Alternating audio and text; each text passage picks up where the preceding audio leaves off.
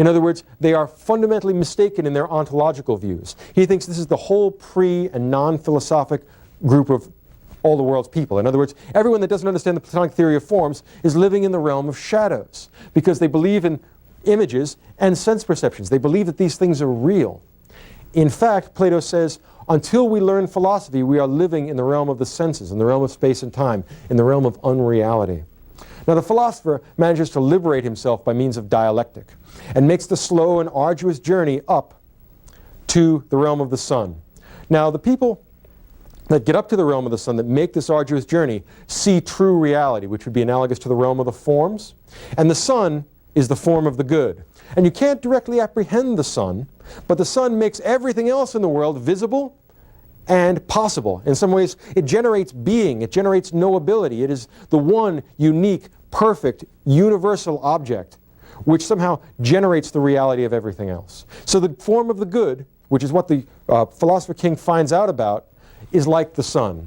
Now, my view is that the reason why he doesn't go anywhere beyond the simile here is that the form of the good is fundamentally inexpressible. It's like talking about the fundamental nature or essence of God. It comes very close to that. In other words, if you can imagine God devoid of personality, the form of the good, which generates reality and being and allows the world to exist, has many qualities of the earlier sun god myths, but all the personality has been drained away from it. And now it's just a pure logical construct which somehow generates the thusness of things.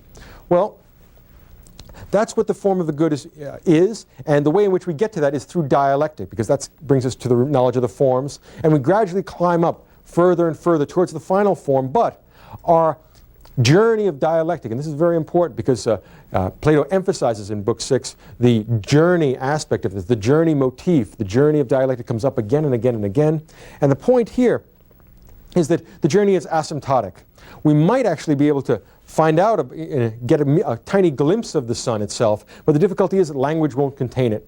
So at the end of the journey, Glaucon asks, all right, tell me about the form of the good. What's going on? What is the form of the good? And he says, Glaucon, I'd take you there if I could, son, but I can't. I mean, I've been up there. I've climbed the mountain, but you got to climb the last stage. You got to take yourself.